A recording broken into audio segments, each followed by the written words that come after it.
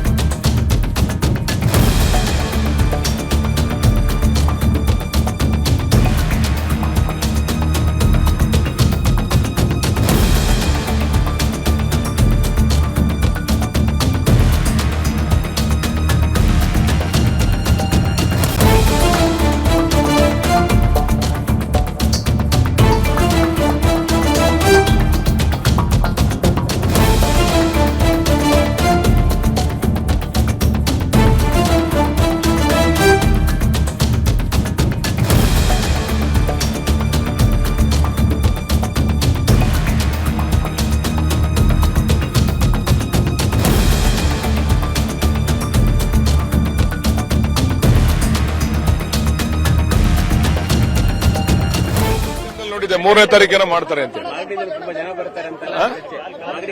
ಅಲ್ಲ, ನಮ್ಮಲ್ಲಿ ರೆಡಿ ಇದೋ ನಾವು. ಈಗೇನೋ ಹೊಸದಾಗಿ ಯಾರು ಬೇಡ ಅಂತ ಹೇಳಿ ರಾಜಭವನದಲ್ಲಿ ಆಗೋದ್ರಿಂದ ಅಲ್ಲೇನೋ ಒಂದು 2,000 ಜನ ಹತ್ರ ಆಗ್ತದೆ ಅನಿಸ್ತದೆ.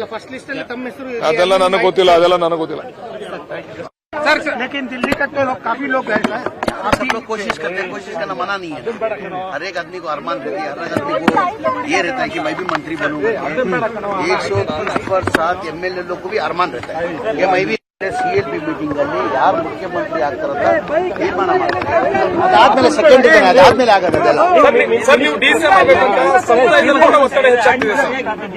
ನಾನು ಅದ್ ಬಗ್ಗೆ ಈಗ ಮಾತಾಡಕ್ ಸಿದ್ಧ ಇಲ್ಲ. ನಾನು ಈಗ ಫಸ್ಟ್ ಸಿಎಲ್ಪಿ ಮೀಟಿಂಗ್ ಅಲ್ಲಿ ಯಾರು ಮುಖ್ಯಮಂತ್ರಿ ಅಂತ ತೀರ್ಮಾನ ಮಾಡ್ತಾರೆ. ಅದಾದ್ಮೇಲೆ ಬೇರೆ ಚರ್ಚೆ ಆಗ್ಬೇಕಾಗಿರೋದು. ಈಗ ಅದಾಗ್ಲೇ ನಾವು ಚರ್ಚೆ ಮಾಡಿದ್ರೆ ಹೆಂಗಿರ್ತದೆ ಗೊತ್ತಿಲ್ಲ. ಯಾರನ್ನ ಈಗ ಹೈಕಮಾಂಡ್ ಯಾರ ಹೆಸರು ಹೇಳ್ತಾರೆ, ನಾವು 137 ಜನ MLA ನಾವೆಲ್ಲ ಹೈಕಮಾಂಡ್ ಡಿಸಿಷನ್ಗೆ ನಾವು ಬದ್ಧ. ಸಭೆಯಲ್ಲಿ ಭಿನ್ನ ಸ್ವರ ಇಲ್ಲ. ನಾವ್ ಹೇಳ್ತಾ ಇಲ್ಲ, 137 ಜನ MLAಗಳು ನಮ್ಮ ಇಂಡಿಪೆಂಡೆಂಟ್ ಗೆದ್ದಿದ್ ಬಿಟ್ಟು ಅವರು ನಮ್ಮ ಜೊತೆ ಇದ್ದಾರೆ, ಕಾಂಗ್ರೆಸ್ ಪಕ್ಷದಲ್ಲೂ ಇದ್ದಾರೆ. ಒಟ್ಟಾಗಿ ನಾವು 140 ಜನ ನಾವು ಹೈಕಮಾಂಡ್ ಏನ್ ತೀರ್ಮಾನ ಮಾಡೋದು ಅದಕ್ಕೆಲ್ಲ ನಾವು ಬದ್ಧ ಆಗಿ ಎಲ್ಲದಕ್ಕೂ ತಯಾರು.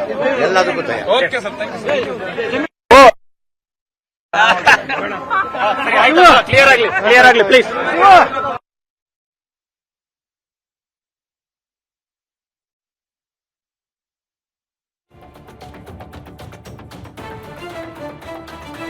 ಆಯ್ಕೆ ಮಾಡಲಿಕ್ಕೋಸ್ಕರ ಇವತ್ತಿನ ಶಾಸಕಾಂಗ ಪಕ್ಷದ ಸಭೆಯನ್ನು ಕರೆದಿದ್ದಾರೆ. ಈ ಶಾಸಕಾಂಗ ಸಭೆಯಲ್ಲಿ DK ಶಿವಕುಮಾರ್ ಅವರನ್ನ ಶಾಸಕಾಂಗ ಪಕ್ಷದ ನಾಯಕರಾಗಿ ಆಯ್ಕೆ ಆದ ನಂತರ ಅವರು ಮುಂದಿನ ಕ್ರಮಗಳನ್ನು ಆಲ್ ಇಂಡಿಯಾ ಕಾಂಗ್ರೆಸ್ ಕಮಿಟಿಯಿಂದ ಬಂದಿರತಕ್ಕಂಥ ಪದಾಧಿಕಾರಿಗಳ ಜೊತೆ ಕೂತು ತೀರ್ಮಾನವನ್ನು ತೆಗೆದುಕೊಳ್ತಾರೆ.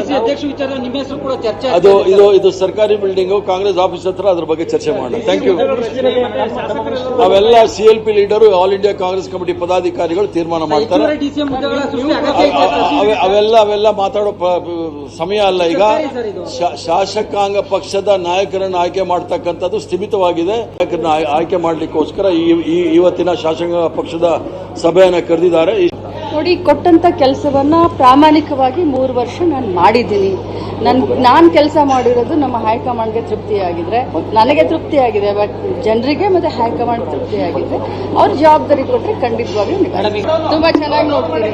ಯಾಕಂತಂದ್ರೆ ಒಂದು ಫಾರ್ವರ್ಡ್, ಒಂದು ಹಿಂದುಳಿದ ವರ್ಗದವ್ರದ್ದು ಬಹಳ ಒಳ್ಳೆ ಲೀಡರ್ಶಿಪ್.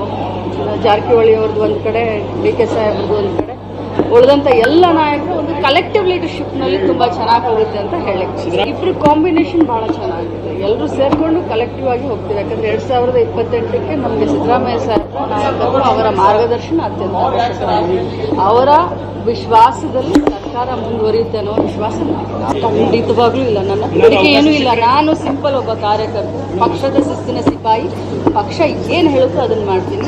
ಸೀನಿಯರ್ಗಳು ಬಹಳಷ್ಟು ಜನ ಇದ್ದಾರೆ. ನಾನು ಬರೀ 2ನೇ ಬಾರಿ MLA ಆಗಿದ್ದೀನಿ. DCM ಅದು ಇದು ನನ್ನ ತಲೆಯಲ್ಲಿ ಏನೂ ಇಲ್ಲ.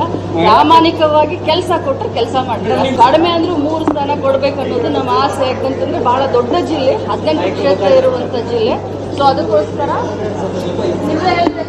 3 ಮಂದಿ ಕೊಡ್ಬೇಕು.